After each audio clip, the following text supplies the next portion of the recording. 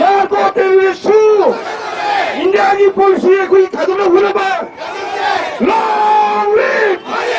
long live, long live.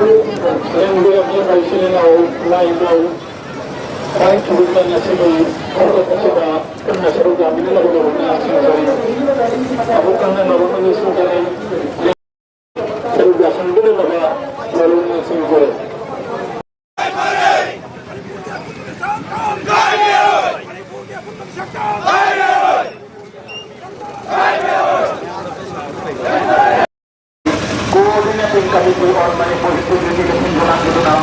Ayuda Konfederasi Sampai dengan Atlantic Union Ayuda Bagi Ayuda Supaya Parlimen Sebelum Forward Konfederasi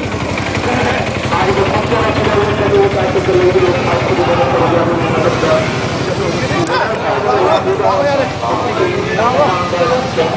Ayuda Tunda dan Dewa Yang namanya Manipur की लड़ाई में मणिपुर के अपन बगी सकदम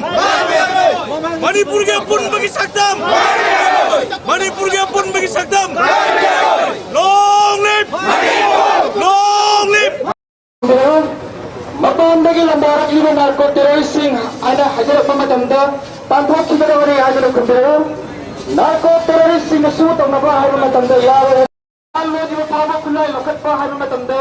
यार याने कुंडे अरे बना लाल ay hajrate makhaun honu kadna tawri india ki koshil kurata manipur ki jalo mein matab na tawri india ki koshil kurata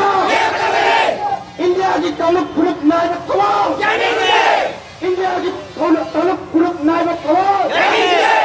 narco terrorism maruf pamna narco terrorism maruf pamna narco terrorism maruf pamna Upon the Gilandarat even a caught terrorist Upon the Gilandarat even a caught terrorist Narco terrorist in the suit on the bar Narco terrorist in the suit on the bar Lal Lagi Mapama Kulay Lokata Lal Lagi Pama Kulay Lokata Lal Lagi Pama Coming Operation Tawa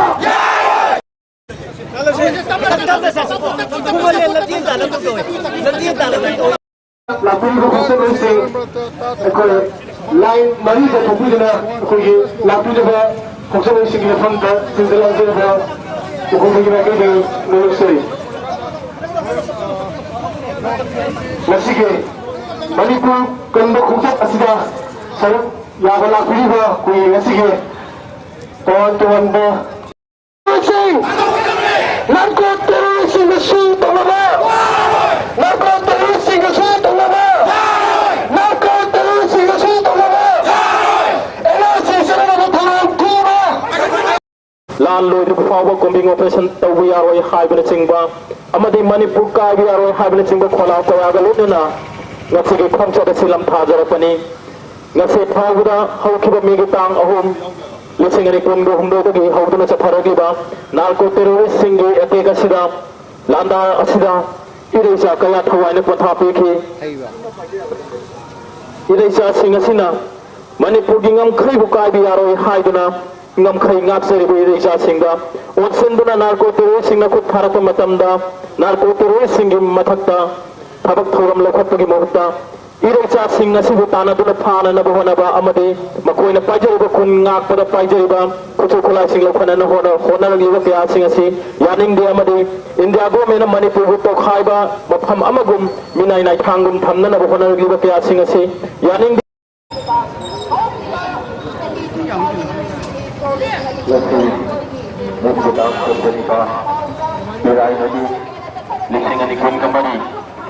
ꯅꯨꯃꯤꯠ ꯑꯁꯤꯒꯤ ꯃꯥꯡꯑꯣꯏꯅꯅ ꯃꯥꯡꯖꯧꯅꯅ ꯑꯩꯈꯣꯏꯅ print ꯑꯃꯗꯤ electronic ꯃꯦꯗꯤꯌꯥꯒꯤ ꯈꯨꯠꯊꯥꯡꯗ ꯑꯃꯗꯤ ꯄꯥꯎ ꯄꯤꯗꯨꯅ ꯃꯤꯌꯥꯝꯗ ꯍꯥꯏꯕꯗꯤ ꯋꯥꯔꯣꯏꯁꯤꯗ ꯄꯨꯊꯣꯛꯄ ꯉꯝꯗꯅ ꯉꯁꯤ ꯐꯥꯎꯕꯗ ꯂꯥꯟꯐꯝ ꯀꯌꯥꯗ ꯑꯩꯈꯣꯏꯒꯤ ꯏꯔꯝꯗꯝ ꯃꯅꯤꯄꯨꯔꯒꯤ ꯃꯃꯥꯒꯤ ꯐꯤꯖꯤ ꯑꯣꯏꯔꯤꯕ ꯏꯔꯝꯗꯝꯁꯤꯒꯤ ꯃꯄꯥꯔꯤ ꯀꯌꯥ ꯊꯋꯥꯏꯅ ꯄꯣꯊꯥ ꯄꯤꯈ꯭ꯔꯦ ꯃꯃꯣꯡ ꯀꯌꯥꯁꯨ ꯊꯋꯥꯏꯅ ꯄꯣꯊꯥ ꯄꯤꯗꯨꯅ ꯆꯩꯔꯥꯈꯣꯜ ꯀꯌꯥ ꯊꯥꯗꯨꯅ ꯉꯁꯤ ꯐꯥꯎꯕꯗ ꯂꯩꯔꯤꯕ ꯑꯁꯤꯒꯨꯝꯂꯕ ꯇꯥꯡꯀꯛ ꯇꯟꯖꯥ ꯑꯁꯤꯗ ngasi fawbada aikoigi iramdam manipurgi asigumraba lanpam asi lonsinbagi mahuta aikoigi iramdam manipur asida indian government amadi manipur sarkar ga loktunaragada aikoigi lamdam asigi isabga khapchadagi dabakta khulga kiba asigumraba ibum ipa kaya ima lamdam sigi manipur imagi phijigi mani kaya abo mass combing operation chakhanabagi dabakta hojik fawbada singa tabyada lojing liyaga mafam mafam khungi ko changchil lagle asida natana iramdam manipur Sumlaba, ngasi fawda da chali nurna tuki narco terrorism singa abadi iramdam manipurgi lairiba aikhagi achigumlaba lamdam sigi manipuri group cha maitei singa siga muknari basigi achigumlaba warai singa sing purapuri bongka parliament ta khumda loigata parliament pham basida achigumlaba lamdam sigi kala proof naiba yongai milai naiba Lawa bubu yong ta thokna bagi nama ta khona de basing pathon singa se lamdam sina leba manipur gi mapari mabong kaya abadi iramdam sigi irai pakta sida lepale ta ngasi pawda khopam chena thena duna lapi hari basi ko tangkak panja sida lamdam sigi lengaroi amadi manipur gi natana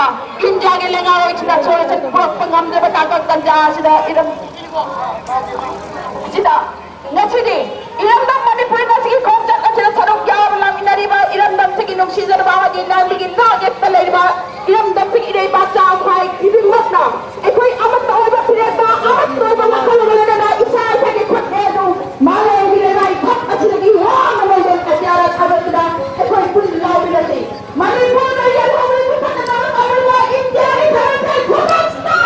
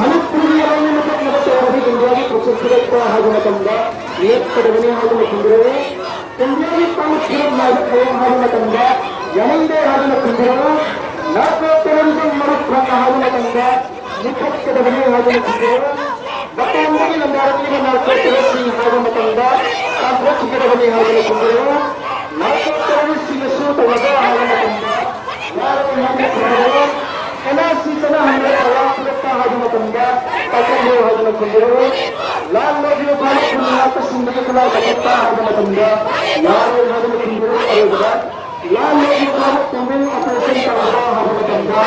laro hagin kundi. Ang tagalagot ko naman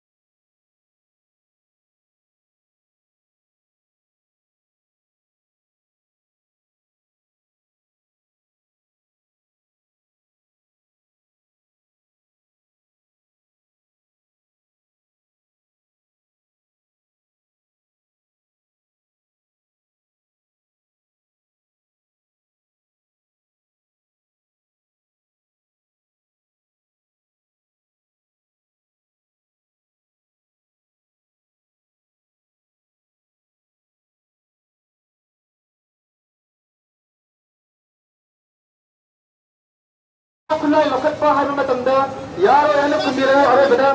lal lo di pa kulay lokat pa hay matanda yaro yana kumbira are bada lal lo di pa kulay lokat pa hay matanda yaro yana kumbira are bada lal padna tawrin india ki kosil kurata manipur ki jalo mi batat na tawrin india ki kosil kurata India की taluk group नायब कमाल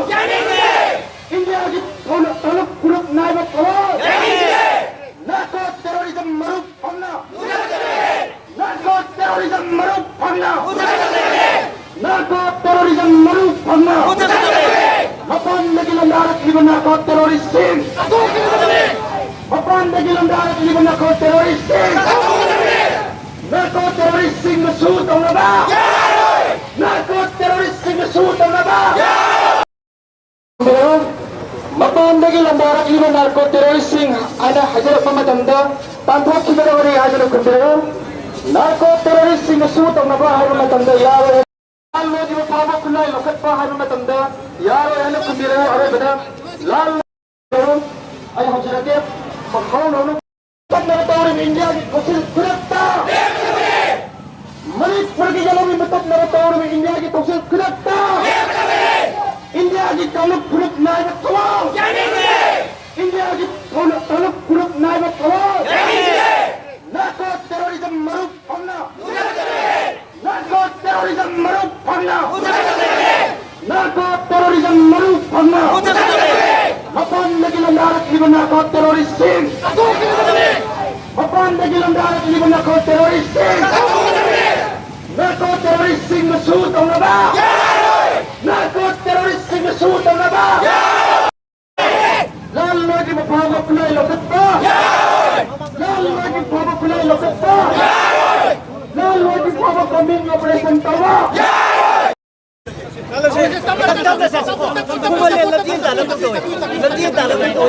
Lalo lagi mapapapulay lokat pa hay matanda. Yaro yana kumbiro are bada. Lalo नरतौर में India की कोशिश खुलता मणिपुर के जलों में मतलब नरतौर में इंडिया की कोशिश खुलता इंडिया की तालुक खुलत नायब कवाल इंडिया की तालुक खुलत नायब कवाल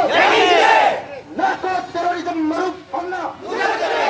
नाको टेररिज्म मरुप पन्ना नाको टेररिज्म मरुप पन्ना अपन लगी लंदारत की बना को टेररिस्टन अपन लगी लंदारत की बना को टेररिस्टन नाको टेररिस्टिंग मसूद औनबा नाको टेररिस्टिंग मसूद औनबा अपन लगी लंदारत की बना को टेररिस्टिंग आना हजार पमतंदा तांथो की बराबरी हाजिर कुंदिरो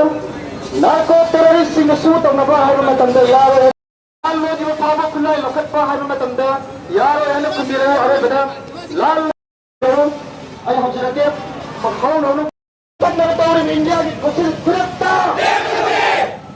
manipur ke jalo mein matlab na taur in india ki koshis khurata india ki taluk khurat naib kawal india ki taluk khurat naib kawal narco terrorism maruf pangna narco terrorism maruf pangna narco terrorism maruf pangna mapan lagi landarat liban narco terrorism mapan lagi landarat liban narco terrorism narco terrorism masud ang naba narco terrorism masud ang naba lalo lagi mapapapulay lokat pa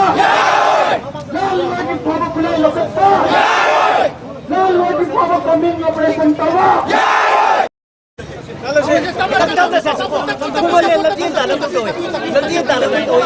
Lalo di mapapapulay lokat pa hay matanda yaro yana kumbiro are bada lalo panna taur in india kasi ko line mari mga kan thopi laga ko sa na ko yo lai ma ko ko ko ko talan ti ay so pag yung muktang marang ko sa sin bigada ang sabi ko na ko namaste ado ba hello kami lang kasi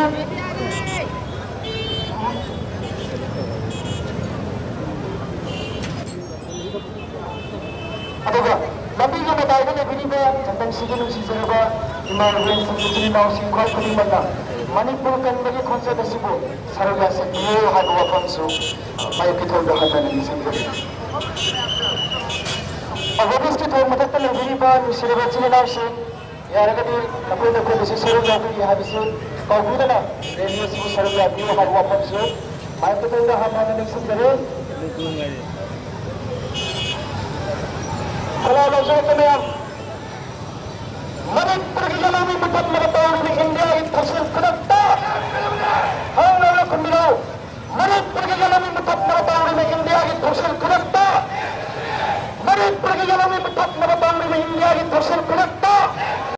Terorisme merupakan Bapan lagi landarat di narko terorisme. Bapan lagi landarat di narko terorisme. Bapan lagi landarat di narko terorisme. Narko terorisme kesulut oleba. Narko terorisme kesulut oleba. Narko terorisme kesulut oleba. Ada cewek ada lima orang sudah dari sini sama lagi ada orang dari sini. Ini berapa yang nomor yang dengan nomor ada pada di bawah saya mana. Saya di mana di bawah amat di bawah di mana kita di bawah di bawah amat 이런 남성이 마지막 그들만나 아시겠다마 오늘은 기자들과 만일불판과 화목공정하시라 문화문의 대야비오는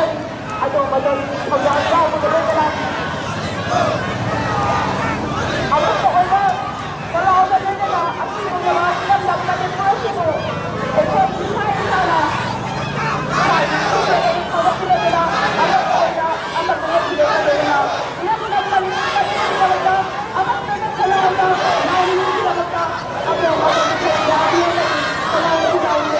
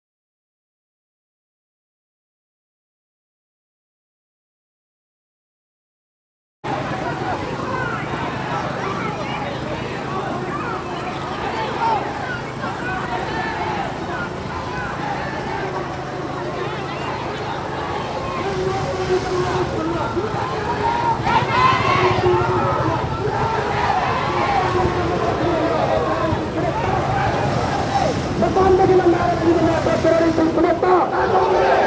Mapandagilan narating mga terrorism kumata. Manipulkan kau. Manipulkan kau. No love. No love.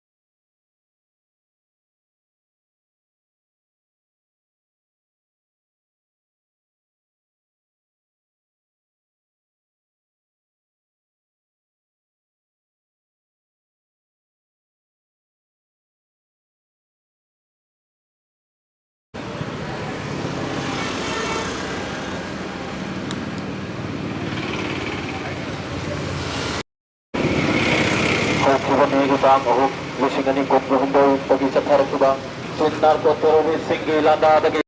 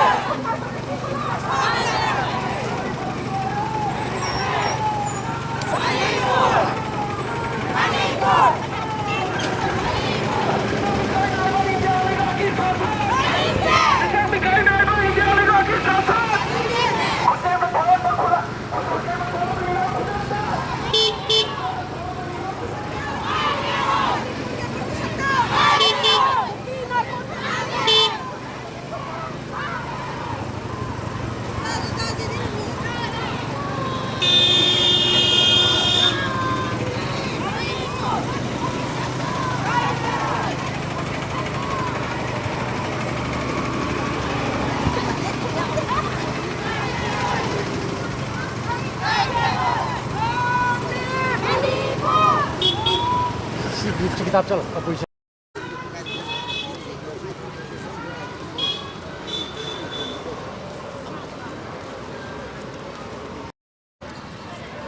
Long live Manipur! Long live Manipur!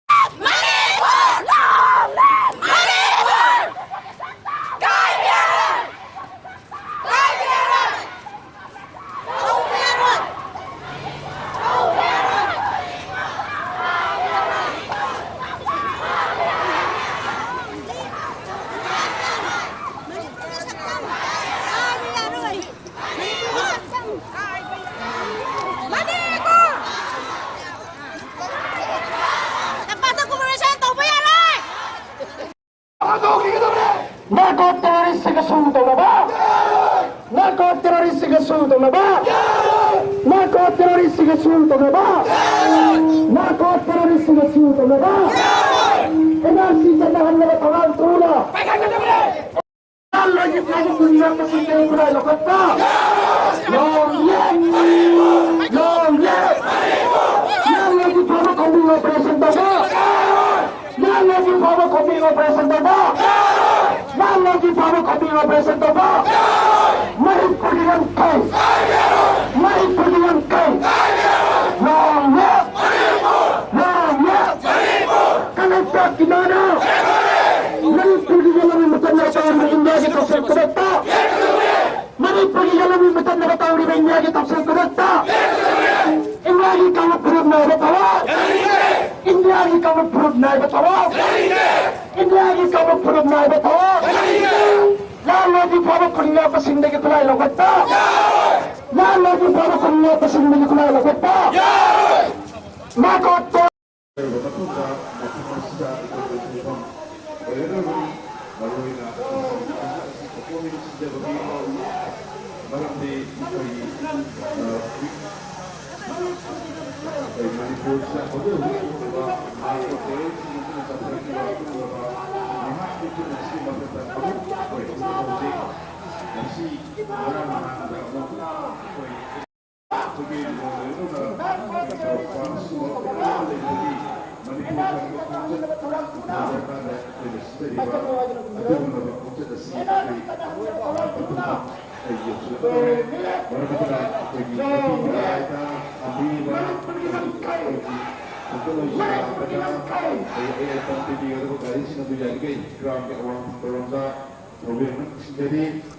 Komsel Losing, kau tengah Losing, aku ingin bantu pemilik salah ni. Aduna hong na,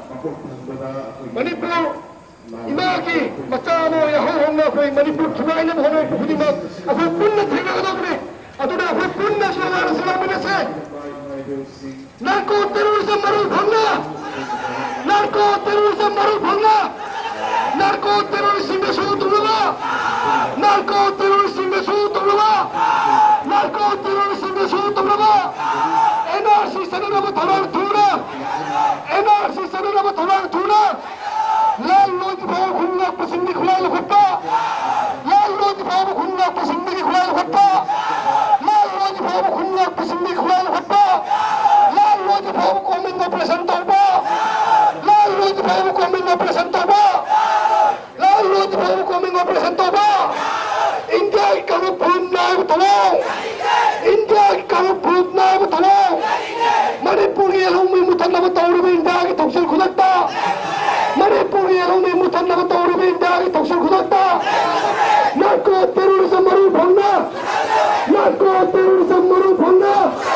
narco terrorism maru bhangna narco terrorism suutulwa narco terrorism suutulwa NRC sarana tharang thuna NRC sarana tharang thuna lalu di bhav khunna pasindi khulal khutta lalu di bhav khunna pasindi khulal khutta lalu di bhav khunna pasindi khulal khutta lalu di bhav ko minna presenta ba lalu di bhav ko minna presenta ba lalu di bhav ko minna presenta ba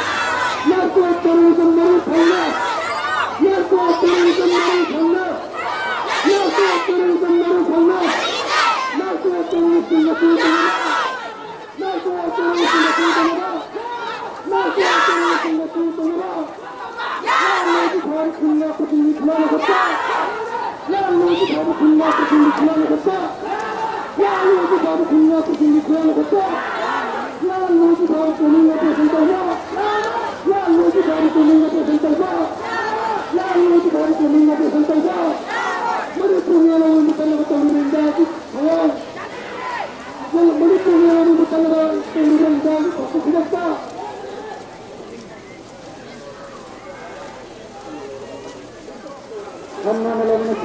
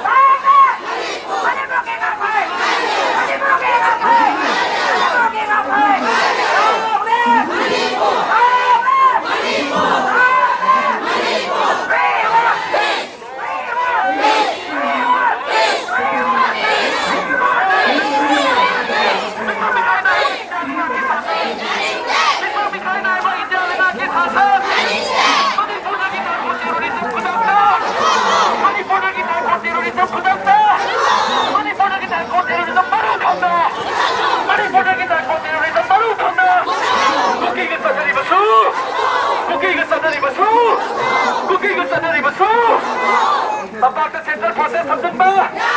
Nampaknya central proses sampai ba? Nampaknya central proses sampai ba? Nampaknya coming operation tahu ba? Nampaknya coming operation tahu ba? Nampaknya coming operation tahu ba? Bola apa? Bola apa? Bola pergi kolai. Bola pergi kolai. Bola pergi kolai. Bisa dikali naik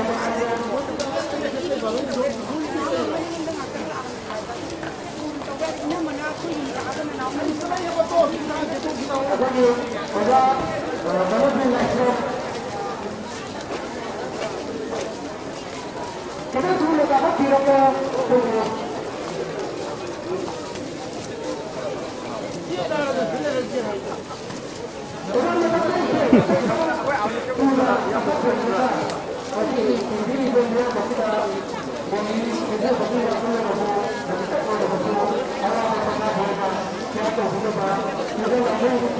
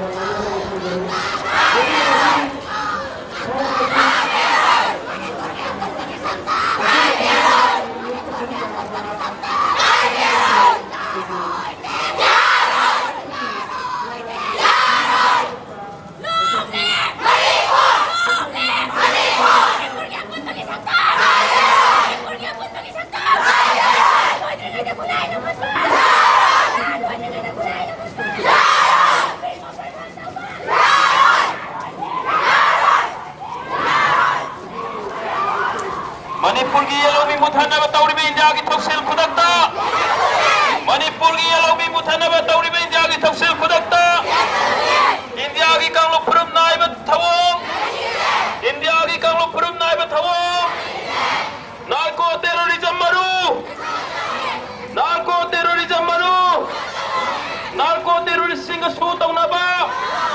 narco terrorist Singh सु तौनबा ला लुइद्रिब फाबु खुलाय लौखटपा ला लुइद्रिब फाबु खुलाय लौखटपा ला लुइद्रिब फाबु खुलाय लौखटपा ला लुइद्रिब फाबु कोमी operation तौबा ला लुइद्रिब फाबु कोमी operation तौबा long live Manipur की सत्ता मणिपुर की सत्ता मणिपुरी माना मणिपुरी माना कंगलाइपाक माना कंगलाइपाक माना मणिपुर की सत्ता मणिपुर की सत्ता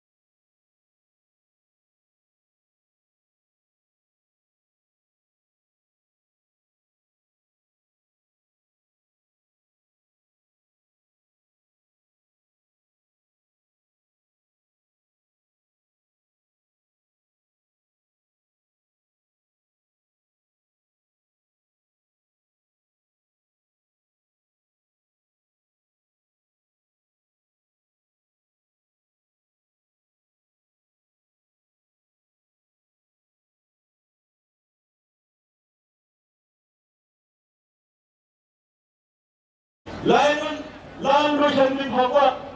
खुद ग्रापा सिंजा पुलाई लोकटवा अमदी combing operation तबुई उंगमते अदुना lawn ngakpa singna ngasi ima lebang manipur kanbanina la haidno miyam do tamjei miyam ni hot oya leiba emele pun phoe mokai ki lodna phire gopiro kari gino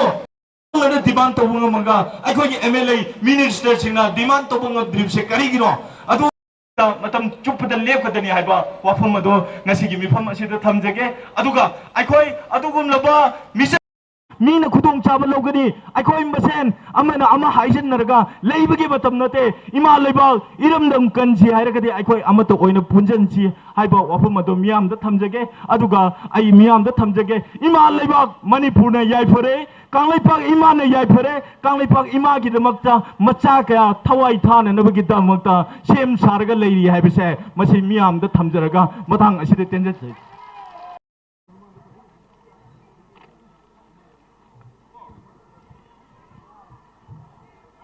इरमदम इरैपाक मणिपुर कंदबी आते हाइबा वाखलोंदा मणिपुर कंबा खोंसत असिदा असिबु सिनबिबा कोकोमीगी थोमिसिंबु हानममक्तदै कायकबा इकाय खुन्न बोचरी लोनना सारबा कालेनगे मैसा खांगदुना इरमदम असिबु कन्ननबगिदमक असिगुमलबा मणिपुर कंबा खोंसत असिदा सरुक याबिरिबी ख्वाइ पुनमबुसु काय खुन्न बोचरी साउंड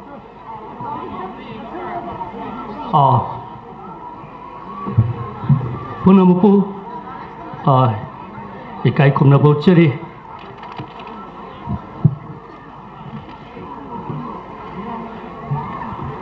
सही अमा हेलकलबा मणिपुर थोइबा असिगुमल लान असिदा मणिपुर इरमदम सिगी मियाम इरेसा मियाम हाइबतारे इचिलेनाव इची इचल इमाबेल खुदिम लांगी सैथेंग मै लांगी मैस्रांग असि फंगमिनदुना अवाबा खांगमिनरि सही अमा हेलंगने सिगुमबा लेरिबा फिबम तुंगानबा मवोंगदा मोद पिनदना मथंग सेंटर द लेरिबा लेगा ना स्टेट द लेरिबा लेगा ना मणिपुर गे मियामना फिर लाख्रबसु ngasiदी अखोइना खंगले मदुदी इंडिया की मतलब की होम मिनिस्टर होजिक होम मिनिस्टर ओरबीबा अमित शाह मसाम अना पार्लियामेंट हाइख्रे मिटोप मिरान सासिना मणिपुर के कनोदा लांदारकबनी हाइबसी मयक सेंग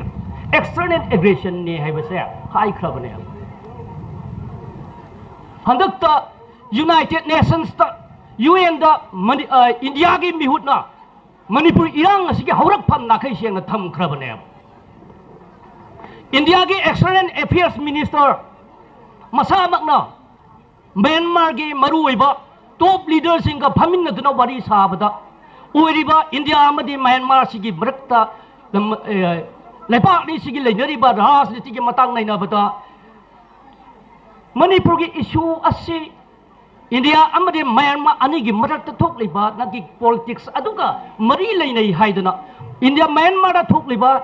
मरम सादब इरांग मयाम अमा अदुदा मरम अमा अचौब मरम अमा ओइरी हाइबा सिसु वरी सानख्रबने इंडिया की होम मिनिस्टर मसामन हाइख्रे एक्सटर्नल एग्रेशन नेना अदुगा मुक यूएन दा इंडिया की मिहुतना नखै सेंग थमख्रे मपादगी अदुगुम चंगलप काबुसिना थोगलप दानेदना अदुगा मुक एक्सटर्नल अफेयर्स मिनिस्टर मसाना इंडिया की टॉप लीडर्स सिंग उनदना वरी साबदा मणिपुर इशू सिगे हौरफमदो नैनग्रे अदुदी मणिपुर की द थोकलिबा इरांग मणिपुर द थोकलिबा लान असे कराइदगी हौरपनो से खंगलब फावबद करिगी ngasi लोसनब थौरान लौखतगे करिगी थौरान लौखतगे मसिगी नखोइदा करिगी अरोनबे एजेंडा से करिनो म्यांमार दा युमथंगरी बलबाक म्यांमार दगी कुकी नार्को टेररिस्ट से तखाइदना ताथुरकनब होनरिएबा युमथंगरी बलबाक बांग्लादेश दा कुकी नार्को टेररिस्ट से लमहेंदु हेनबसिंग से मखोइगी लैमाइदगी ताथुरकना ताथुरकनब होनरिएबा अदुगा करिगिनो इंडिया न मखोइगी लैमाइदा अनौबा कुकी कनो अमा सेनमनब होनरिबराबा अदुगी मैसाक तो मणिपुर की मियामदा मरुइना मैतै सिंदा फंगो हाइबराबा करिगिनो बा ngarang nahan gi president of India दा อินเดียกีพาร์ลิเมนต์อันนี้มากีจอยน์เซสซันดาปุ่งไม่เห็นว่างางบัดจะฮียมาเห็นจะทักระบมีหาดมีปุ่นไม่อามาถูกระบมีกายามามีลิชิงกายามาไม่ยุ่งมาไกลเลยจะนะลานจีนนั่นเลยระบสิ่งนั้นบังมันดีเพราะกิจเอาระบอิรังสิ่งมันดำเซนเทนส์มาบอกปันบีรัมดำบัดกิมันดำคดีกินเอานักคุยกี้สิ่ง behind คดีเอเจนดาเลยกี้ให้ภาษาเมื่อสิ่งมันดีเพราะกิมีอันหังดำไปอาดว่าพม่าอวยเรียบไม่ใช่ผู้รบอันนี้กุกีผู้รบอันนี้มาทำมินอะไรกันทุกลิบลาเนี่ยสิ่งว่าเราเชื่อนะมาผู้รบนั่นบุคคลอันนี้โอเคพาเรื่องบ้าอะดูกันนักลัมรวมเดนะคดีกินเอาบ้าไม่ใช่สิ่งที่คุยบัด security force ไม่อามาทัศน์นะ deploy ตัวกันไม่ใช่สิ่งบุหลังก็อีจันทร์เลยก็ทำลิบสิ่งอาร์ทคดีโน่มาคุยในพามลิบสิ่งไอ้คุยวาริชาสิไอ้คุยในไฮบัสิ่งยาวนัตรกรีนับพูดตัววันนี้ไฮบักอิงกิตนัตราไปคุยในอูรีบสิ่งมาสิได้ไอ้คุยคดีทรางโลกก็จะเก็บมาดูกี่มาสิมุกนับงั้นนับกี่ทรางอามาไอ้คุยโลกปัตตาวันนัตรามันดีโปรแกรมยามนะมาดูกี่ทรางตัวกราณตัวผู้ตายมันนี่พูดกินหาสิ่งนะมันนี่พูดกินไม่เป็นสิ่งนะมันนี่พูดกินเสียชันสิ่งนะมาดูกี่ทรางตัวคุยตัวบุกิตั้งไงพัฒนามาดูคุยมังกรตาตัวอะไรเลยอันนี้ไม่เป็นสิ่งเขาเรียกเลยบีดีบาลาปีดีบาสารพัดการเลี้ยงมาชาข้างแต่นั้นมันนี่พูดกันนั้นบุกิคงจะสรุปยาบีดีไม่เป็นสิ่งมาสิชูไอ้คนหายใจดีก็มีนะหายใจดีหันขการตะละกายตะหันขการตะไม่น่าสังกัดทุกตนะคุณตำราไปตนะคุณไงภาษาสิงนาซาสิงนาสูสิงนาดูบูนาซานาเอาสิงนาดูบูสังกัดลิบัติคุยที่โพสิงนาที่มาคุตตาตนะบ้านักคุยนะไม่น่าสังกัดเลยตนะทุกตนะนาซาสิงนาเอาสิงบูงักบกิมาตมาดอเขาที่คุยมังตาระมันเนี่ยมาดูมาสิงที่ทองดังเนี่ยบ้าโอ้ยดิบ้าเลยดิบ้าพิบัมมาสิดาก็คงมีนักดูไงดาอากักนับพูดกังอัมตกิมาทักตะลานตัวเดียบก็คงมีลานตัวอีกระมาบัตรกิลานapun Manipur sakam butugai na buhon arapa idea zo Manipur apun mapirapa kang budu but thengna na ba koi lang changchan mane hojik so hai ge ai koi machai sing kai dong da community politics torak ta bane akoi matam mamata da akoi exclusive oi ba wakhan khugan khalak ta bane exclusive oi ba thorang ma to akoi pai khalak ta bane machai na machai khake oi ba machai na machai phakaki phana na ba yai phana ba thorang amata Manipur itihas an sibuk torak khidriไม่ใช่สิ่งนั้นมันนี่พูดว่าปุ่นมันนี่พูดว่ามาไกลแต่นับกิดามาปุ่นมันนี่พูดว่ามาพักนับกิดามาปุ่นมันก็ว่ากันลงแต่ยุ่งพับไว้บ่ทับงักก็ไม่ใช่สิ่งนั้นสิบอกตัวเรียบอินคลูซีฟไว้บ่ทับงักตัวนี้ไม่ใช่สิ่งนั้นตัวเรียบสิเอาดิชูไอ้คนไฮดีสฮีไม่เห็นนัดจะทะเลาะกับลานนะสิเดลานเจนเลยบ่อิสิเลนเอาสิ่งทุกอันเราพันแต่ลานเจนนั่นตัวเลยดิสิเลนเอาสิ่งอีมาไอเบลสิ่งอีภาษาสิ่งมาคุยสิ่งมาสิ่งที่หันจะนับทุลังตัวมันดับเบิลบาเลยงาโอเชียนเลยงาเลยตัวก็จะมาเนอร์มาตราบมาพูดพันดับเบิลก็ขมาเนอร์มาตราบไอ้คนไฮเกมันสิ่งที่ทรังถูกพันตัวเองไอ้คนไฮเกสุสานพูดว่ากีตาร์ทรกมันไม่ใช่สิ่งสุสานพูดเลยเห็นนับทรังไอ้คนตัวมันบัดจังตราบอะดูไม่ใช่สิ่งน่ะกูก็มีน่ะไม่ใช่ขัดตะกี้ไฮโรเอวก็ดีก็มากูกีไปเจมาริสิลินาสิ่งตุกิมารักตาอปุ่นบังมันนี่พูดว่าท่าเสบมียอมละบ้าManipur ke saktam kahel loy dabane ai koi punna himna banatna to palambi leite haidana apun ba Manipur da thaja ba mi oising kuki oi gira mar oi gira paiti oi gira leirabudi na koi hallo oba ma koi lei oba adu gi damat thong law na hang ge ba koi apun ba Manipur da thaja ba ngam laba apun ba Manipur gi damat kari gum ba taw na ba thorang taw rabudi na koi law na koi gi dam ta koi leke na koi gi dam da thong law na hang to ke se ko mi na ngasi su hai Madam Abdullah, in my bill sing, I quit. Salat liba, I know what hasn't liba security forcing a set. Sigim Brub the Karila, yes, I quit when the Kalmatangi. Madam de, some than a Wari Saragalution and Haiba, some than a security force hasn't like a question and by him say. Sigim Madam the Tulali Wapam say, Wari Sasi, I quit highway out, not Nagadin Namput only Hibasini. Madam Maduna, Masi Tingan Bagidamaka, I quit Toronto to say. Masi tenan na bida ta ako'y siyam sarasi ako'y gi isilanaw sing ako'y gi nasanaw oy basing nasano susing kulngali basing ado security force ng sige makuta ta kita na ba imay bil sing city hana lo ki bato da ado sap sana lo na yum dagi mapon tholak na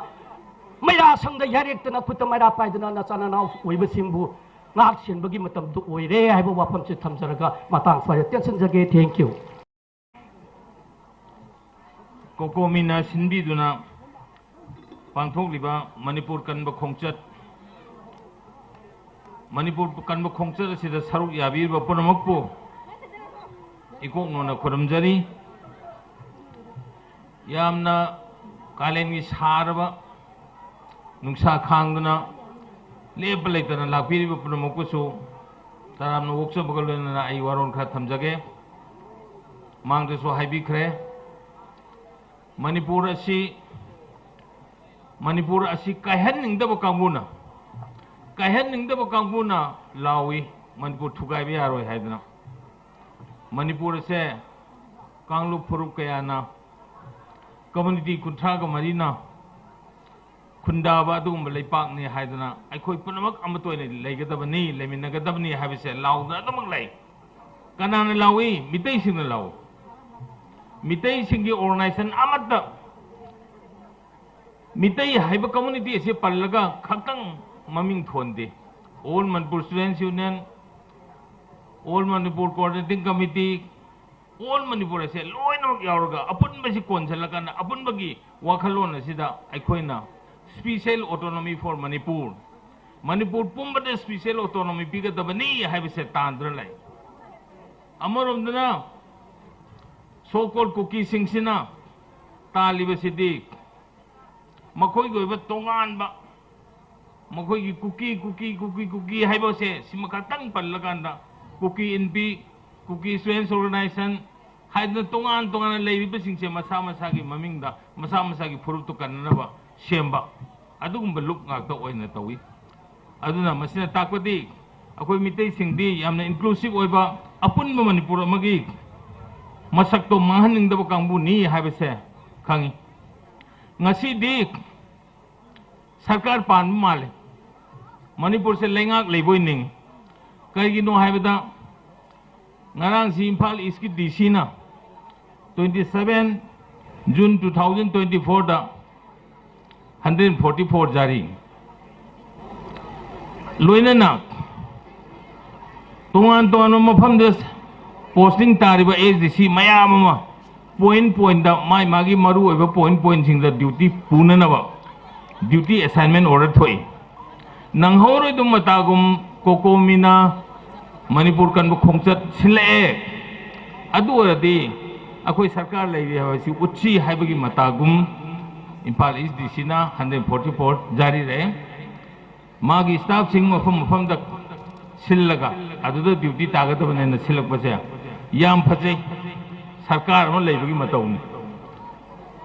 adungai third May da thoku matamduda 27 April dagi haidi bas sarkar gi hukum ase asiguma thorang ase tahudi de karigino sigi thorang ase 27 May dagi tawiram badarati aikoi na ngasi siri baisai nausing yum mai thari besing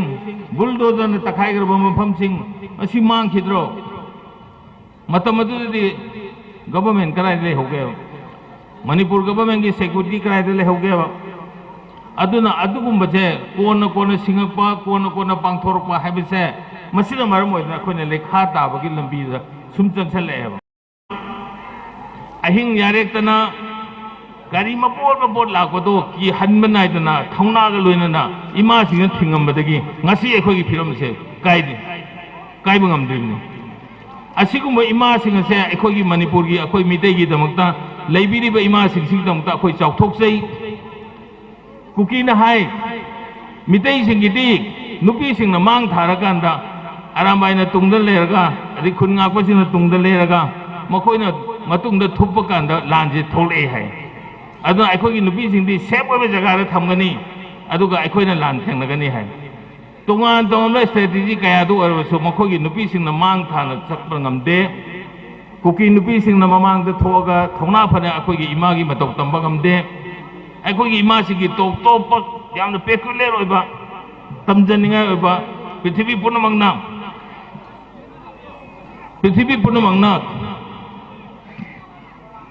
ngainariba adugumba Manipuri ima singi thongna do aduna ngasidi manipur se manipur oina hauju phawra kanba ngamibani haibase ai chauthokna haijage ima sing leramdraba ima sing thomdraba ngasi security forces Assam Rifles samthiraba sathiraba Assam Rifles do ai koina khange Assam Rifles na tawkiba miwon minai Assam Rifles na tawkiba human rights violation ni mayama Manorama ki thokdok tagi hawra kanda tungan mafamda ima kaya hatkiba ise isel kaya naikiba adugma mayam do akhoi ima singna phi thongdaba protest tawra kanda kangla dagi phaw tanthokimne adugma ima singdugi khudung illaga ngasi di akhoi laibiriba ima singsena chap chaba thongna du ullaga thengna badagi ngasi makhoi India gi chawraba world da mari suba thakta lei hariba Indian military power se henjan mangam tin de khoida adu ngasi di lep kini ima sing namangda masa khoi na tungde illaganda akhoi gi thongna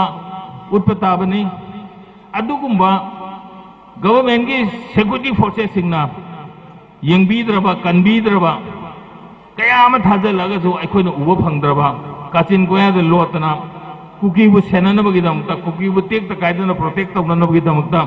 India government na advice piraga thare iba security forces singse masi chatkhi banaba masi tanthok ko haiba kholau sine khone lawgodoji khunga kwa isilinau singsi phana na bidong to operation tabu yaroi combing operation tabu yaroi mako gi khulai lokhot pa yaroi akhoi gi lan ngam tabu yadaw hojik leiriba phimam sida punamak se khangaba state asigi MLA Minister Singh khangdaba nate makhoida tawraiba makhoida chatharaiba Home Minister na tawraiba Prime Minister uliba thawong sing se khangna kaidobagi ngairi no mokhe hingna tummaba aduga madugi wakhalo naduda ngasi se chap chana thengnana bagi phire ado logdrabadi ngasi tumna sumang leiba tarabadi Kuiroi soidna ki mangang ni soidna ki mangang na soidra baneba MLA Minister Singh sina mathawna phudok tana India government na tawriba thabado lali haidana khumbang amdraba mina net khaidana mina makok da net khaidana phamgaidana tawra phawada khangpham thoina haina khangdana lerabadi mana phamiba chauki do net khaidana soidna ki toiba tabani aduna ngasi di akhoi apunu phire ma longin na ba tam oire Manipur ki apun saktam administrative setup boundary asumba apun ba territorial integrity samna Manipur ki saktam se thugai ba sukya yaro have se masi phire ba longin na ba hanagi logdana lai hena su session logum toy adudagi lai riba central security forces sing se mungna gadamni makoina tawba aran punama akhoi thengnagani haba phire ba se Mathangda langa koi chinau sing phana no inong to coving operation tabu yaroi khulai lokhot pa yaroi adugo loinana illegal immigrants sing makoi di akoi di ngasi mifam ji phamna nabugi damakta ngarang na handagi DC da permission long na ba formally application piraga tham makoi na kai dawi Chochampur DC office mai thadoi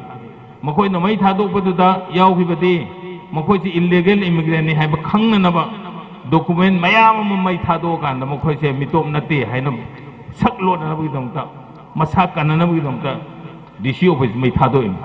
akoi na somda formally application thara kan sum mapongda masakke permission pibiu haina haiba makoi no DC office mai thado pa lehan da ba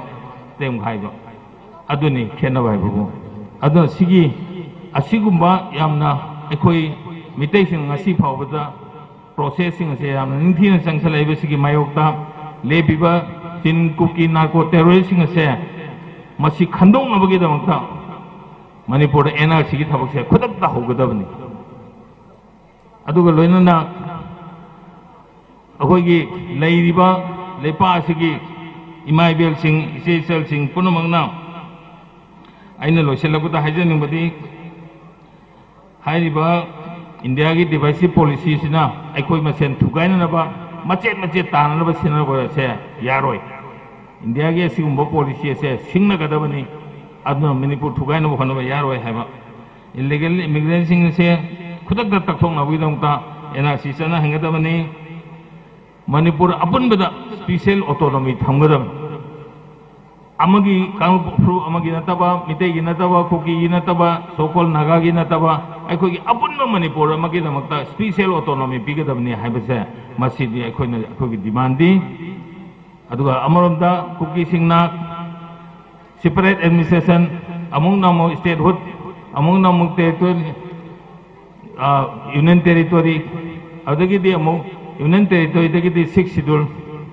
mamai thangda di tanya leta na bini matiam do se piyo na haibse nirputab aduna asigumba laiba thengnariba changsalaiba punok se thengnana bidong ta khoi sem sarasi ngasi tiliba ima singbu amuka swana khoramjari morongpang sing amadi oja guru punamuk su khoramjari aduna aikoi hanba yade hanba nai daba thongna aduna punna thengnamina ka na Manipur ima se amukta din no khansi habo khon tamjara tenjenjari thank you Thagosari ngasigi aikoi ngasigi rally asigi mifam masida warep low bagi wafam yauri aduna ngasigi rally da saruk yabiribi mahiroi sing ngasigi warep asi low bu phau dadi aikoi punna saruk yaminagi si aduna ngasigi rally da saruk yabiriba khudingmakna ngasigi wangangloi singna 탐비른바 와펌싱아시 노이바 파우바 타비네네나바 진절 랑저리부싱기 마이카이데기 노롱나 닝싱저리 노이나가시기 마닝와이다 팜비리바 이마이벨 마이로싱 아이코기 이싱기 아와또 레비르케수 아이코기 스테이스기 나칸다 레이리바 마팜 마시다 아이코기 이싱 와트나 탐마가 레이레 아두나 카리군바 이싱 팜바 레비르케수 ising ase lawba yagani thagatsari ngasigi mathangi wangangloi oina koksanjari kogi madam district and the session judge retired oibiribi kogi madam e notune sorebu ngasigi rally asiga mari leinaba tentokpa masang oiba wafam khara thambinanaba nolona ningsingjari ngasigi kokomina sinba rally asiga timbiriba isininau imaisa khulingmapu pulapna subsinjaraga ayakna mayam pumangpu khurumjari mayamse yang warna sangna lakpanina ai kitang haijage yang sangna haijaroi akhoina loina khange madudi Manipur kangadabani haibase akhoigi top priority ni akhoi Manipur da leiriba akhoi mipong khudingmaki except kuki haiba frutu natana aduna akhoina haijabadi akhoina India government da haijabadi hauji Manipur gi map sidagi khaido eraga kuki gi oidongni na map ama yegla ibase masi thuna delete to view haibase ni karigi no di Manipur gi whole integrity territorial integrity se at any cost kai bi aroi aduga akhoina we want justice akhoina India government da hainingi madudi economic justice, political justice, social justice, pigadabani. Akhoigi Prime Minister, Honorable Prime Minister, amadi Home Minister na Bharat ki Samvidhan bu, Samvidhan hairaga Samvidhan thugai base highly condemned away. Karigi damakta Manipur ki integrity kaiba foreign aggression mayam ama lakpase India ki territorial integrity kaiba natabla. Manipur se merger agreement ki matungina India da merge tawkhraba matungda Bharat ki manungda one of the state oina hojik lairabani Manipur ki sidai se lairiba akhoi citizens khudingmak akhoi gi indigenous purok khudingmak se bo kali gi step marderly akhoi treat tobirige ba poktaba masagum kari tobirige magi external amadi foreign policy da madudai da ningba thungnabagi damakta Manipur da lairiba apikpa phurop maidmuru oina maitai singju muthanaba honarakpa pot ase paliba sarkar asina karigi damakta tuminna laibano makhoina makhoigi higher up da center da su BJP sida su BJP makhoina karigi phongna lobo ngamdribano khoyar es kuki gi MLA singdi moina pamba demand se phongna hai we want separate administration we want separate territory hai akhoigi bihu singja karigi madu marin leitabano aduna lai paliba sarkar asina moina ꯂꯦꯞꯄꯦꯔꯒ ꯃꯩꯇꯩꯒꯤ ꯃꯔꯨꯑꯣꯏꯅ Meitei community ꯁꯤꯗꯤ ꯑꯩꯈꯣꯏ ꯃꯅꯤꯄꯨꯔꯒꯤ ꯃꯦꯞꯁꯤꯗ ꯉꯥꯌꯣꯛ ꯆꯐꯨꯗ ꯌꯥꯎꯕ ꯉꯥꯃꯨ ꯌꯣꯛꯄꯒꯨꯝꯅ ꯑꯩꯈꯣꯏꯁꯦ ꯌꯣꯛꯑꯕꯅꯦꯕ ꯑꯁꯤꯒꯨꯝꯕꯁꯤꯡ ꯑꯁꯦ ꯑꯩꯈꯣꯏ ꯃꯈꯥꯗ ꯉꯁꯤ ꯆꯠꯄ ꯉꯝꯗ꯭ꯔꯕꯅꯦꯕ ꯃꯊꯛ ꯅꯠꯇꯅ ꯁꯤꯗꯩꯁꯤꯗ ꯑꯩꯈꯣꯏꯅ ꯂꯩꯔꯤꯕ ꯐꯤꯕꯝ ꯑꯁꯤꯗꯩꯁꯤꯗ ꯑꯩꯈꯣꯏꯅ ꯃꯈꯣꯏꯅ ꯇꯨꯃꯤꯟꯅ ꯐꯪꯒꯣꯜꯂꯒ ꯂꯩꯕ ꯍꯥꯏꯕꯁꯦ very unfortunate for the simple citizens of Manipur. Aduna akhoi khudingmakse Manipurdadi punsinabagi hainabise leite maila paibi su tongali naharon su tongali satra su tongali rajniti wala su tongali akhoi khudingma amatu oina lepiyo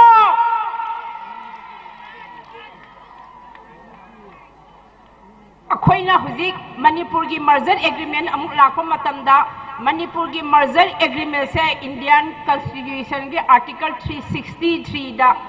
any treaty or any agreement se signed between the government of India and any other party se Supreme Court and its subordinate court salience so we have a provision am su yaw khre laibak thi badi akhoi gi ipa ipu singna matam do da moi se lai su wat pa dei ni haininga ai proviso am hap ta base karigi no di merger agreement gi madugi chapter 8 sidai sida article 8 sidai sida Manipur gi damakta special interest pi gani in all respect ta Manipuri sing se loi khana gani en haibase masida pibe India government piba obligation mayam India government piba undertaking mayam se loina ba fail oira aba matung sida su akoina karigumba ba haijaba yabagi rum thambiram dabse makhoi gi atoba asoi badunani aduna di akhoi huji kaidongni akhoi gi president of India leini mangonda akhoi gi agreement se reperuse of you re-look of you haibagi akhoi se representation ama piba dakar oi aduna akhoi gi bharat ki president so parliament ngarang piba magi speech ta Manipur gi oiba karim hok yaudre bagi maram di karigi no haiba matamda parliament sarkar asina president of India da Manipur ga mari leina ba feedback amu pidre adu agadi Manipur se India government na nungsiribra akhoi gi chief minister ang halitan na lauri akhoi Manipur se prime minister na yamna nungsibane yamna concern oi bane kadai da concern oi makhoi gi kanaba makhoi gi any project lakpa aduga Manipur da victim mayam oiraga displaced oiba mayam sidai sida pitharakpa paisa mayam se sijin nabagi kanaba duga phangangani haibasa koina khalle Manipur peace lakpa yaroi until and unless akhoi gi displaced person sing ase makhoi gi respective homestead land da makhoi settle dogdi khoi amadi madugi matik chaba khati puran pi di khoi aduga matik chabe educate facility pi di khoi mado akhoi da santi porpa yaroi santi porpa se akhoi gi isa inau singjena akhoi maitai de mingon attack tong da bani akhoi attack tong de kukina huraga da akhoi na retire to bani akhoi masidi retiration to bani ba han bani ba makut han bani ba aduna Sultan da tholakpa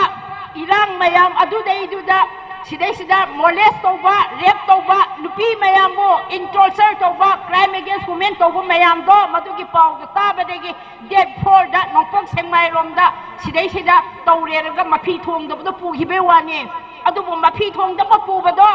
ai gi khwai ri meli oi nupa ne thagali marandi kari gi no habada nupi amana mafi tho phaw da molest tobi da amadi rape tobi da ba han haiba se adu makai nupa do mari control da ngam ba haiba se mase lai pok ne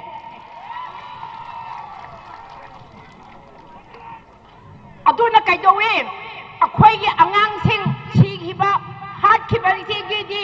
ena case tawraga kari gi da makta madudagi asumba accusing phaba ngamdribano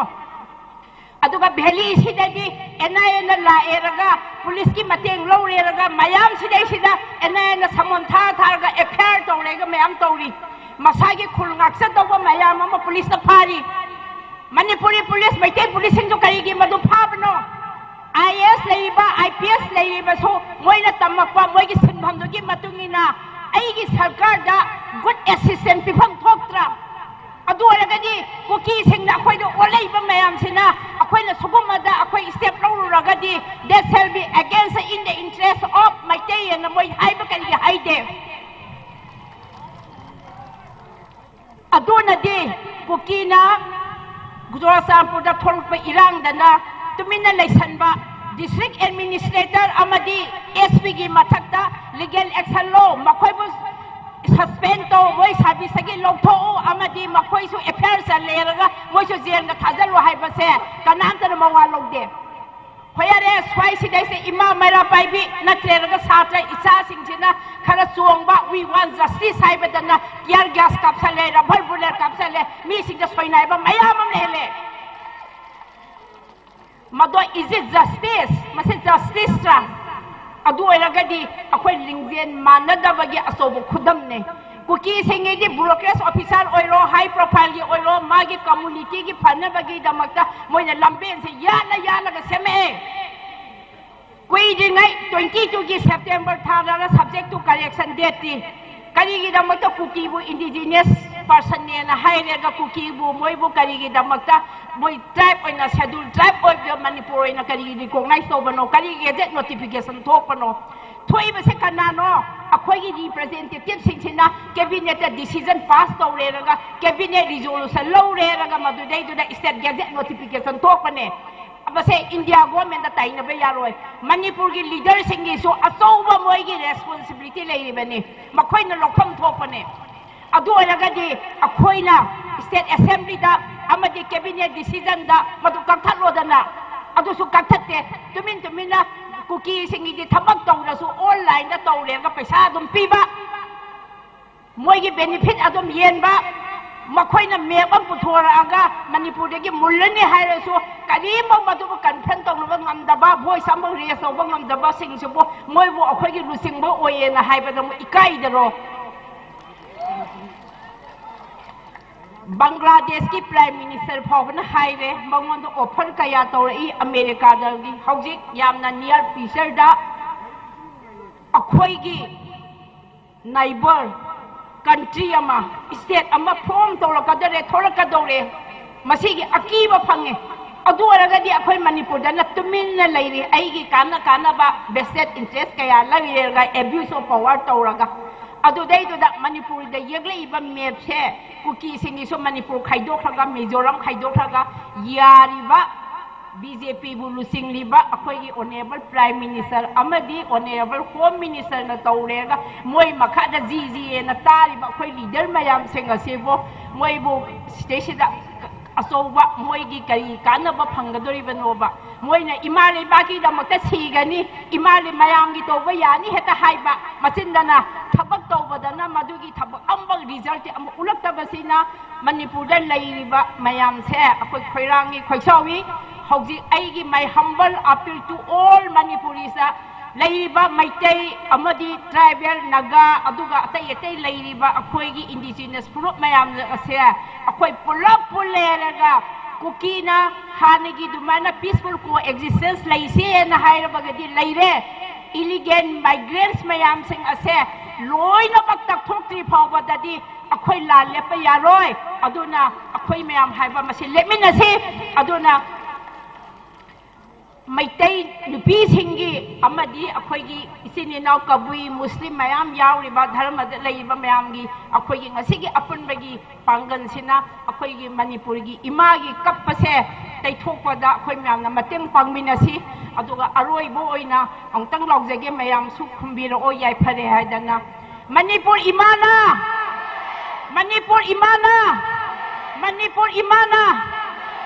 kumna mapu khulumjari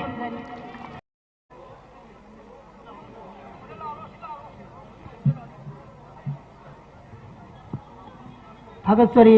कोई madam जितियार district and session जज कोई madam मिंगोन पंजरबदा madam नौतने सोरीबु हाइनिंग लेतुना थागत फोंदोक्सरी नंगासिगे realist सरुक याबिरिबा अखोइगी इमा इबेंजिंग छात्र नारोल खाइ खुदिमकना मनिंग वाइदा लेबिरिबा खुदिमकपु इसिंगी अवातपा लेबिरगसु अखोइगी ममांगदा इसिंग वातुना लेजरी अदुना इसिंग अवातपा लेबिरगसु ममांग थक्ता लाक्पिरगा अखोइना इसिंग लौबगी खुदोंचाबा दु लौबियु ngasiगी मिफम असि अखोइगी resolution लौबगी matang lakhigani aduna ngasigi mifam yobiriba singna mifam loiba phawba koigi लेबिननबा अमदी ताबिननबा निचिंजरी मथंगा ngasigi wangangloi oina koksanjari aikoigi oja TS Bharat S CSS EIP Manipur University bo tentakpa masang oiba wafam khara thambinanaba chinjal langjari busingi maikai digi nolongna ningsingjari. Coordinating Committee on Manipur Integrity Poko Minas Sinbiriba One Day Rally Manipur Kanbagi Kongsat Asiga Marilina Dice Lingsin Biriba Mayambu Ayang Harma Maktuda Ikai Kumnazari Lorina Bang the Lingsin Biriba Rally Sibu Saruk Yabiriba Nusagi Mesha Kanga Saruk Yabiriba Mayam Punamakpu Ayagna Ikai Kumnavochari Among the Nasigi Manipur Kanbagi Rally Asiga Marilina Tambiba Warun Mayamama Wangang Tambigre Ayagna Mayamna Maishasi Nusagi Maishas the Kambiriba Mayam Zigi and Zergai Matam Sang and Lozeroi Adubu Aina Panjani Mading a sea Rally Chapiriba Masigi Pandam Sidegi Ayagna Marilina Bakra Lokataraga Mayam the highlight of Zage Manipurisi Mayam Nana Kambiri Duni Koigi Yamna Kogi culture da tradition da Ekoigi sports da Sagol Kangsai da Ekoi Lamsi Jewel of Lane of Jewels James Koi Lam Koiba Lakme Amna Pamna Ba Koi destination Nama Wairami Masida Natana Tuan Ba Hiramda Ekoigi Tuan Ba Saktam da Pazava Layam Badonga Masidi Angakba Pangna Hong Balakre Yengu Ba Mong da Fibam Soxelena Haida Ihana Tamsage Yengu da Ngasidi Manipur Ze illegal immigrants ki Lam Maido Asidi oire poppy plantation thabagi singi umangwamang koktoga poppy plantation thabagi lam moina khangnare prithibi gi lam singda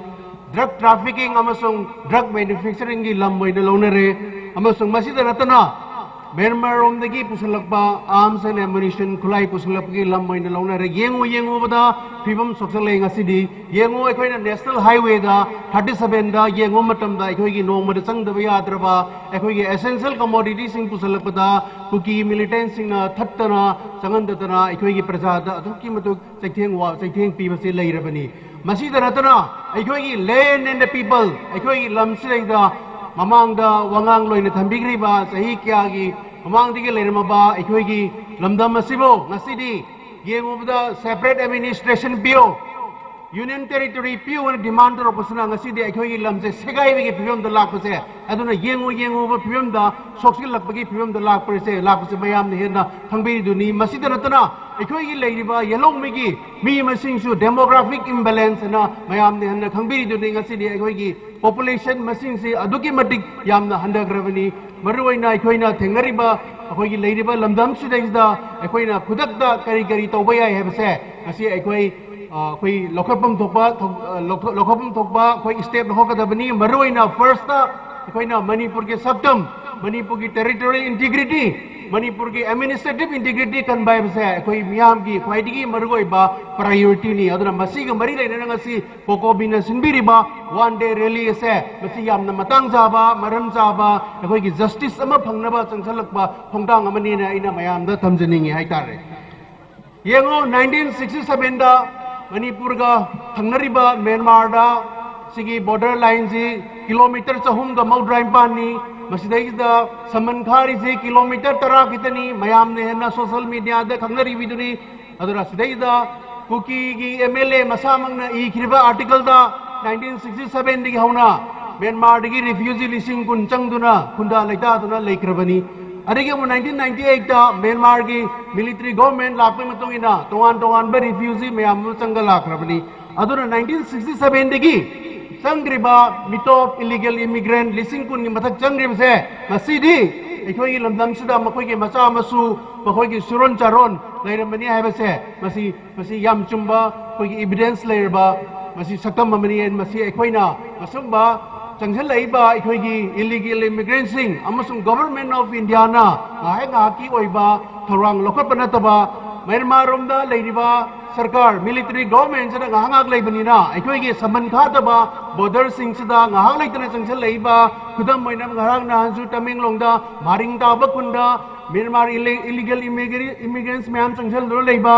Kamsong area da lising nipan na khunda do leiba tongan ba Manipur ki border singda illegal immigrants singa sanction dona khundara leibase basina marum moidra aikoi gi leiriba yellow me gi population da demographic imbalance lakwa masida natna Manipur government gi cabinet subcommittee same gi duna maruina cabinet subcommittee gi chairman je dum minister lepau hauki padum oibuduna moina चटपा मतमदा कुकी की illegal immigrant लिसिंग अनि की मथक्ता थेंगनग्रबनी तोवान बा village समापन की मथक्ता लिंगतुना लेबा थेंगनग्रबनी अदुना शिगुम्बा ओइरेबा ओहेनिंगदबा फिबम मयामसदा ngасidi मणिपुर की ओइबा सक्तम टेरिटोरियल इंटीग्रिटी अमसुंग एडमिनिस्ट्रेटिव इंटीग्रिटी द सिंगनबा लाबसे मयाम पुन्ना थेंगनबा यादबा तानफम ने हाइबसे याकना थमजनिंगी ngасidi एकोइना मेगी तंग अहुम 2020 की हौरईबा पखाइरीबा अखोइगी कांगलुप की ओइबा वाथोकसिना ngасidi तथररोगा अमुक जिरी रोमदा अमुक हौरे जिरी रोमदा अमुक हौरे युम हुमद्रा है मई थाग्रे पुलिस स्टेशन के आमा मई थाग्रे मसिदैदा यंगु मयामना खमिनबा याबमदी चुराचंपुरदा सॉलिडरिटी मार्च चपा मतमदा कुकी गुलाई यावबा यावना रैली चखिबा अदुरैदा अखोइगी लेबाक्सिगी मियांगी मिहुट ओइरिबा अखोइगी Honorable CM na matamduda intelligence failure na thon kiba adugumba ethnic classes na high gibdo masidi jiribam da thokriba sigumba maitaida landarak pai thong si samaina khoigi han intelligence report ta kuki khulai pai ba cham hena changrabani hana reports intelligence report lei leina state china thabak lohgi de base masira takpadi akhoigi state lenga kase makhut ase punjal laga leibadona akoina u phangi maroina akoina central government na leba sida santi hanjal lakni ba local leba khongdang sida state chi bypass to roga chatbagi mong da lakpagi phibam su udaba na te na ayang thamjari aduna aikoina hauzik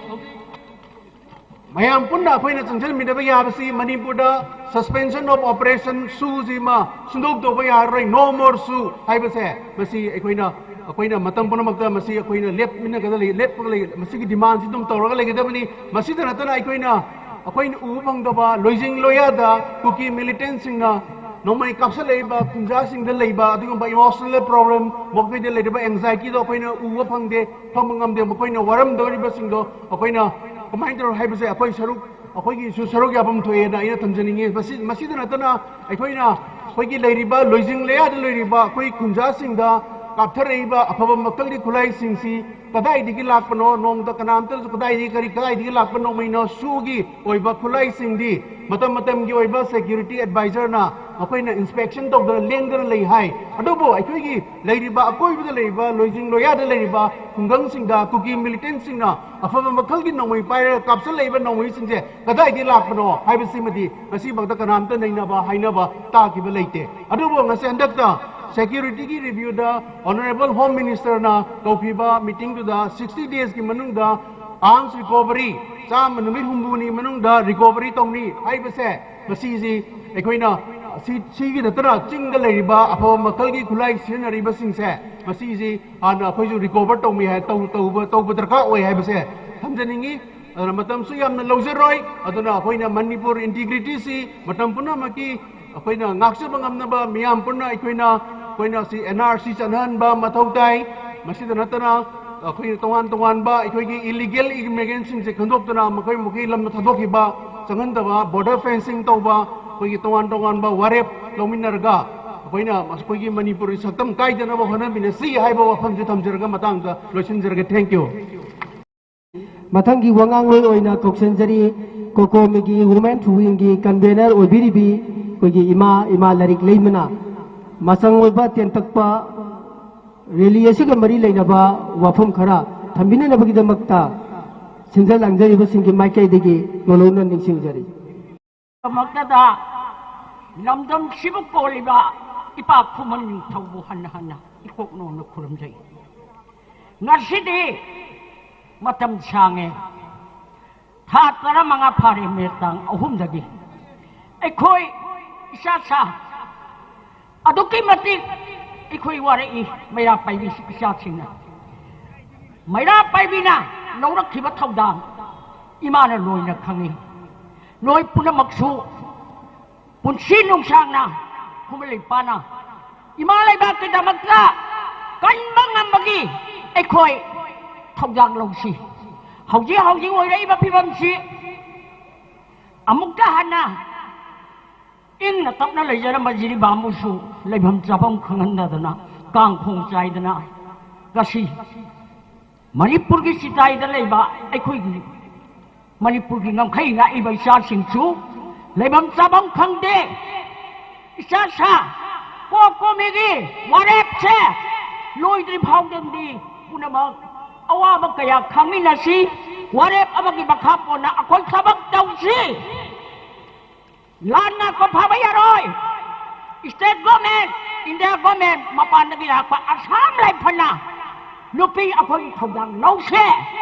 ไอ้คอยผู้ขี้กินในนั้นจะได้ลงรีเสร็จปากบารัก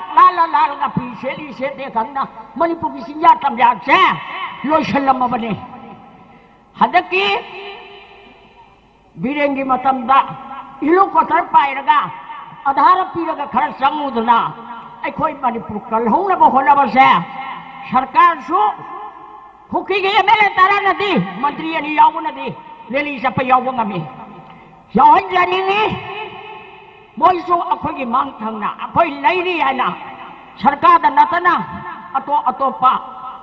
lain ti taw bo yera wo taw da bo yera aduwo akhoi nupa sing je khatum me na lauraga ai khoi sa han balai tana wa mali tungi sai sugi da magta lai ba kan si ai khoi mai tai puksen kojen manana ha taraga manga ai khoi la samsala iba kongjang se han balai tana tungi sai singi da magta ima sola ba sahi umraga tar chure lai rai chu hal kamai mana ai heng mung thin lai salak pa se ngoi karai da sokki dog ge karai da sakhi dog ge ngoi ge awa bale trai na ima salak pani han balai roi si ko mi gi ware plau si hadakti top na state government india government kon ngak bai chama pha bai roi hai ba se ai khoi gi kongjang isa singselay na pati ko'y kanana nga pili ako'y panadak kanana nga pili ay ko'y isa sing kanse lay bakso kanse ima lay bakso kuki gumba nung reset pa matong marong kang na pong tabak kukiya na apika na to lalak pagkamudo mo ay ko'y na mo'y na rose ako'y napiyo so manan mo may para sa lonan mo na ako'y so nupiso thang til pa'y nagalan ting na rase isa lan nga paisa loy na phagan di kanana no ai khoi ge lebak se kanana kalhau doi no state police bathau ki de asam lai phana ma pu sai khukhi ga kopi la lo mi na ba jangan chani na male mangal na ba hona ra pa aduda paisa tan mi na ba dung ba huran ba kamudo nai na ra roi se hon nga paisa sing se amatang phabada ai khoi no pin nising to aga ai khoi na tawon thok pa ko na hai do ke kaw na si thong na lam si khun nga paisa amat ta sok pa ya roi hai ba se nga si state government su khama no pi kaya tong salaga thawai manga su ne hona na kani khun nga paisa lai ta di khoi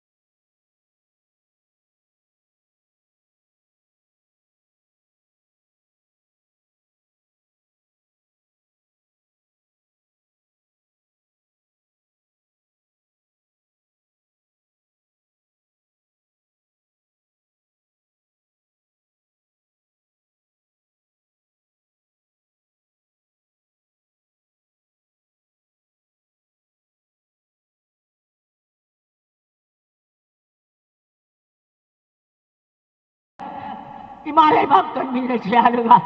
lam dam sum ko le son sa sa warep long di phom ding dai bi wai na ima la pin thom jeri mata le te chen je iram dam kan bada khoi khuding makki thogdang tangai phadi haiba imana thambiramba thagatchari khoigi ima larik leima kokomi women wingi convener obiba ima bu haningai leitna thagat bu phongdok chari lene na ngasigi aruba wangang loi oina ngangbi ge doriba coordinating committee on manipur integrity gi coordinator oibiriba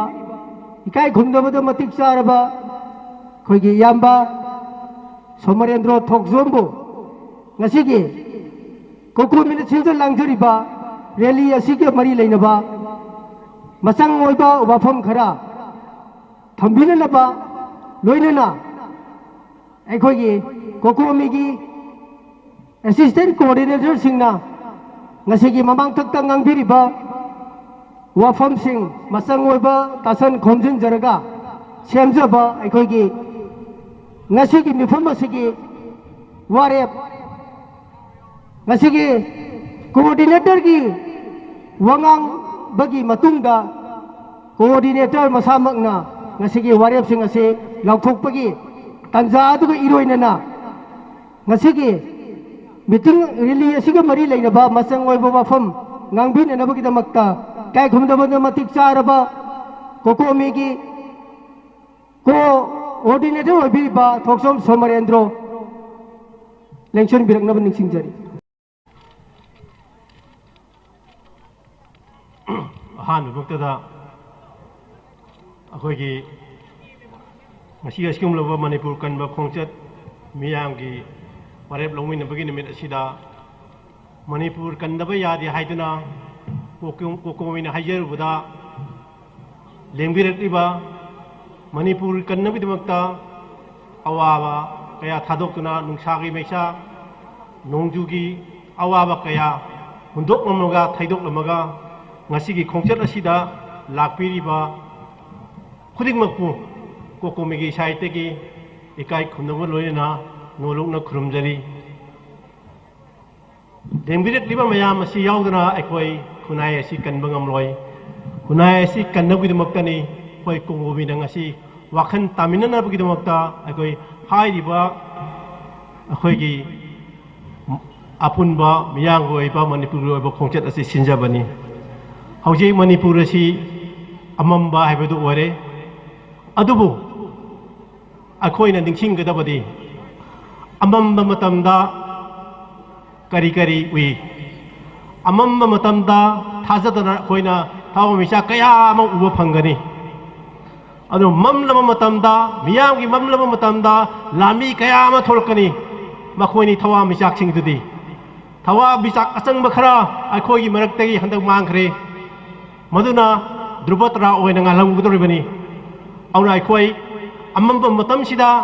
tongan tongan ba aikhogi mathawna laiba aikhogi hero heroini mayama mathawni phaba mayama thoklagani khoi manipuri kan gudoribasi lengbirakli ba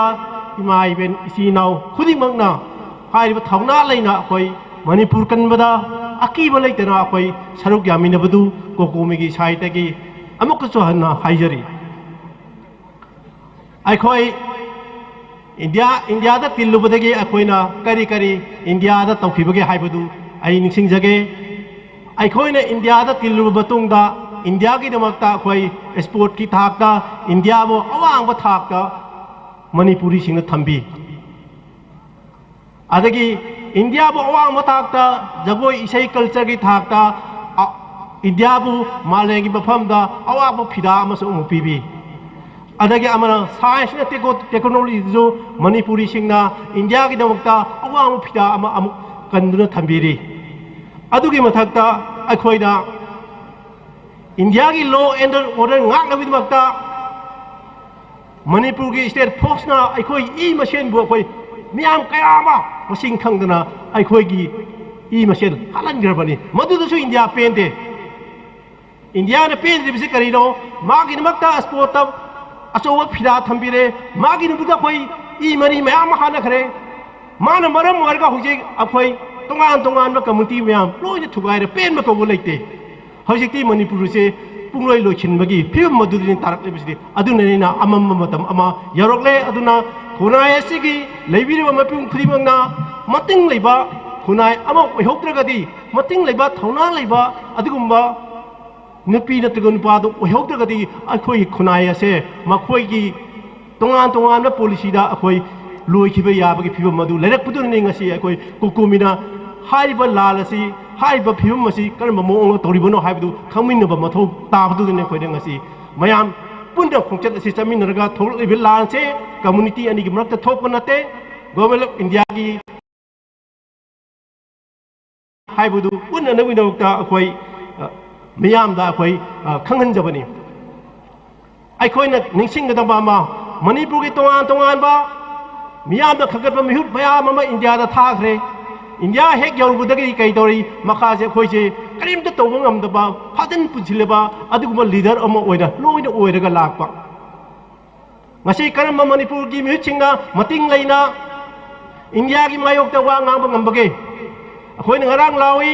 कुकुमिना लाउथोकी ngasi की खोंचत असिदा cookie community की बखोई MLA तराना थोकलागा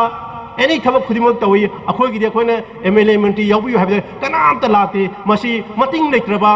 मपागन यावद्रबा अदुगुम्बा Mihir ngakini हाबसे मियामनो लखम थोक्तबरा अदुना अखोइना करी मथौ तागे हाबदा होजिकति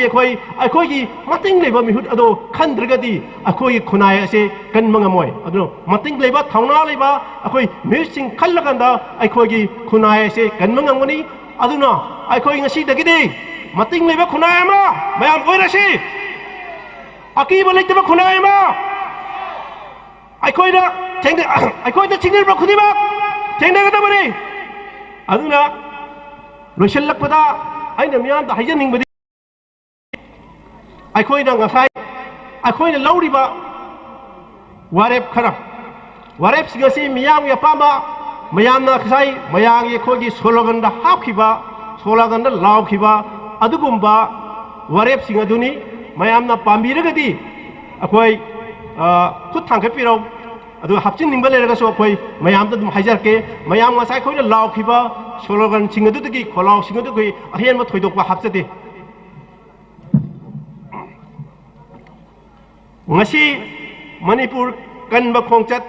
ता खोई मियामना पुन्ना खंडरगा लौखिबा वारेप मथंग मथंग ओइना पाथोकचरके मणिपुर की पुन्नगी सक्तम Hiram अमतदा कायबा यारोय अनि सुबमर दा India की कांग्लुप फुरुम नाइबा थौना मणिपुर की येलोमी मुथतनबा थौकिन खुदक्ता लेपकदबनी हम सुबदा मपानदगी चंगलकपा illegal migrant Singh अमदि चिनकुकी narco terror Singh लमदम असिदगी तांथोखिगदबनी number 4 दा चिनकुकी नार्को टेरर सिंह ना चिनकुकी नार्को टेरर सिंह सु तौनबा यारोय नंबर 5 दा इलीगल माइग्रेंट सिंह तांथोक तांथोक खिनबा एनआरसी खुदक्ता चनानबा सेंटर अमदि स्टेट लेगाक अनिना थबक लखतकिदबनी नंबर 6 दा ला लोइसनदि फावबा खुनगाकपा सिंगदगी खुलाई लखथोकपा अमदि कोमिंग ऑपरेशन तौबा यारोय नंबर 7 दा मियांग मिहुत ओइना लाइरिबा एमएलए मिनिस्टर सिंगना मतिंग लेना मणिपुर कन्नबा चोंथोरकदबनी मसिगेन अमु हंजरौरा यारद्रा तमना तमना पारके आई यम फिंगमनेजु पाबदा